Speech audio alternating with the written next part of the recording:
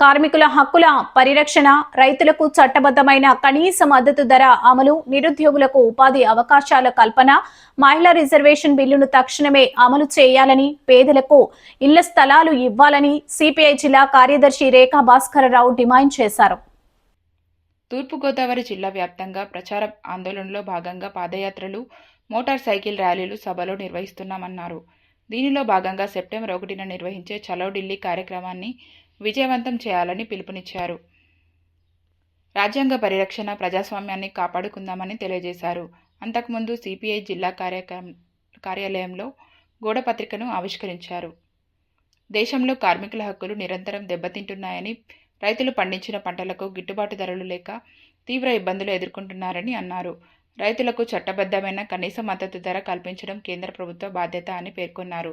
రాజమండ్రిలో ఇల్లు లేని పేద ప్రజలకు గతంలో పెట్టిన ఇళ్ల స్థలాల దరఖాస్తుల సాధనకు, ప్రతి ఇంటి నిర్మాణానికి 5 లక్షలు ఇవ్వాలని, అక్టోబర్లో చెలో విజయవాడ కార్యక్రమాన్ని నిర్వహిస్తున్నామని తెలిపారు. సిపిఐ జిల్లా సహాయ కార్యదర్శి కూండ్రపు రాంబాబు, సిపిఐ నగర కార్యదర్శి వి కొండలరావు, సహాయ కార్యదర్శులు సప్ప రమణ, పి లావణ్య తదితరులు పాల్గొన్నారు. సిపిఐ ఈ నెల 6వ తారీఖు నుంచి 15వ తేదీ వరకు దేశవ్యాప్తంగా వివిధ రూపాల్లో ఈ ఎన్డీఏ ప్రభుత్వం అనుసరిస్తున్న కార్మిక వ్యతిరేక, రైతు వ్యతిరేక, విద్యార్థి ఉద్యోగ వ్యతిరేక విధానాలకు, ప్రజా వ్యతిరేక విధానాలకు, రాజ్యాంగ వ్యతిరేక విధానాలకు నిరసనగా వివిధ రూపాల్లో ఉద్యమాలు చేయమని చెప్పేసి పిలిపించింది.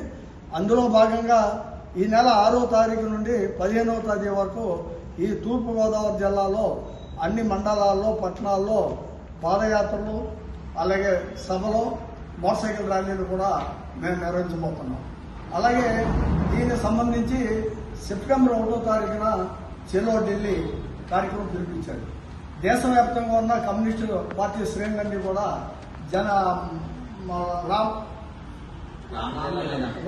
ప్రదర్శనకి, బహిరంగ సభకి మేము జన సమీకరణ చేస్తున్నాం. ఇప్పుడు ఆ ప్రయత్నాల్లో ఉన్నాం. ఏంటంటే మోడీ వచ్చిన ఈ 12 సంవత్సరాల్లో మనం చూస్తూ ఉన్నాం, అన్నీ కూడా ప్రజా వ్యతిరేక, ముఖ్యంగా రాజ్యాంగ వ్యతిరేకంగా దేశాన్ని తాకట్టు పెట్టే విధానాలే అనుసరిస్తూ పోతా ఉన్నారు. మనం చూసాం 15 రోజుల క్రితం జరిగిన విద్యార్థి యువజన ఉద్యమం. అందులో చాలా విచిత్రం, ఈ రోజు వార్త చూస్తే ఎవరో ఒక అమ్మాయి మోడీ గారిని విమర్శించిందట, ఆ అమ్మాయికి క్షమాపణ పెట్టాడు. అంతేగాని అక్కడ విద్యార్థి ఉద్యమంలో మరి పిల్లెట్టిగాను ఉపయోగించాడు, లాఠీ చార్జీస్ వేశాడు, లాఠీలకి మేకులు ఉన్నాయి, వాటర్ క్యాన్ ఉపయోగించాడు, బాసుబాయి ఉపయోగించాడు. చాలా మంది హాస్పిటల్ పాలయ్యారు. ఇప్పటికే కూడా బీజేపీ పాలిత రాష్ట్రాల్లో కూడా చాలా మంది విద్యార్థులు జైల్లో ఉన్నారు. ఇంతవరకు ఎఫ్ఐఆర్ రద్దు చేయలేదు, ఇచ్చిన మాట తప్పారు. దానికి సమాధానం మోడీ చెప్పాల్సిన అవసరం ఉంది.